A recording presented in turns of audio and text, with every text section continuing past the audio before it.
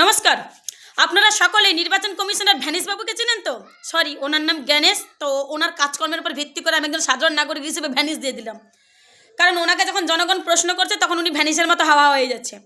যাই হোক, তো ভ্যানিস বাবুকে আমি একটা কথা জিজ্ঞাসা করতে চাই সোশ্যাল মিডিয়ার মাধ্যমে একজন ভারতবর্ষের সাধারণ নাগরিক হিসেবে, কারণ আপনিই বলেছেন যে ভারতবর্ষের প্রত্যেকটা নাগরিকের নাকি নাগরিকত্ব রক্ষা করার দায়িত্ব নাকি আপনাদের যদি আপনাদের হয়ে থাকে মশাই, তাহলে আমি কি একজন দেশের সাধারণ নাগরিক হিসেবে আপনাকে জিজ্ঞাসা করতে পারি? আপনি যখন এই কথাটা বলেছেন, তাহলে আজকে বলুন তো, এই এসআইআর করে কেন জীবিত মানুষকে মৃত বলে আপনারা ঘোষণা করছেন? আবার সেই মৃত ব্যক্তিকে সে জীবিত কিনা তাকে প্রমাণ করার জন্য আবার তাকে হিয়ারিং এ ডাকছেন। প্রত্যেকটা বুথে বুথে কেন এটা করছেন? মানুষ জীবিত থাকা সত্ত্বেও তাকে প্রমাণ করছেন সে মৃত।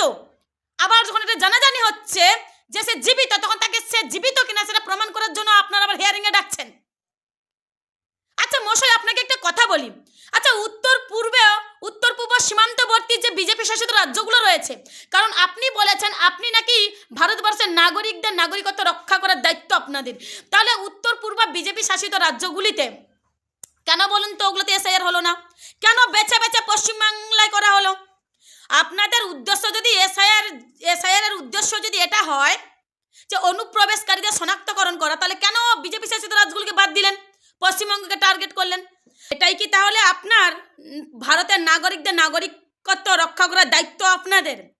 জীবিতকে মৃত বলে ঘোষণা করে দিয়ে আবার সেই মৃত ব্যক্তিকে ডেকে পাঠাচ্ছেন সে জীবিত কিনা। শুনুন ভ্যানিস বাবু, আপনাকে একটা কথা বলে রাখি, আপনি যে বিজেপির দেখানো পথে চলছেন সেটা আমরা সকলেই জানি, কারণ আপনার এসআইআর করার আর সময় ছিল না। উত্তর পূর্ব বিজেপি শাসিত রাজ্যগুলিতে এসআইআর করলেন না। যদি অনুপ্রবেশকারীদের শনাক্ত করার জন্য এসআইআর হয়ে থাকে, তাহলে ভারতবর্ষের মধ্যে উত্তর পূর্ব সীমান্ত বিজেপি শাসিত রাজ্যগুলিকে কেন বাদ দিলেন? বেছে বেছে পশ্চিমবাংলায় কেন? প্রশ্ন তো রয়েই গেল বাবু।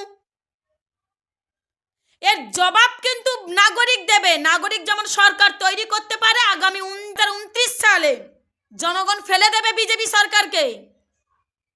কারণ আপনি খুব ভালো করে জানেন না, যে কোনো মূল্যে পশ্চিমবাংলায় এসআইআর এর অনুপ্রবেশকারীদের শনাক্তকরণের নামকরণ করে আমাদেরকে বাংলায় এসআইআর করতে হবে, কারণ বাংলায় বিধানসভা ভোট রয়েছে। শুনে রাখুন ভ্যানিস বাবু, একজন পশ্চিমবঙ্গের সাধারণ নাগরিক হিসেবে, নেতাজির মাটিতে জন্মে, স্বামী বিবেকানন্দের মাটিতে জন্মে আপনাকে বলছি, পশ্চিমবঙ্গে যদি একটা ভোটারও যদি সঠিক থাকে না, সেও মমতা বন্দ্যোপাধ্যায়কে সাপোর্ট করবে, সেও মমতা বন্দ্যোপাধ্যায়কে ভোট দিয়ে সরকার গঠন করবে। 26-এ তৃণমূল কংগ্রেস সরকার গঠন হবে, আর আপনাদের মুখে চুন আর কালি লেপে দেবে বাংলার মানুষ।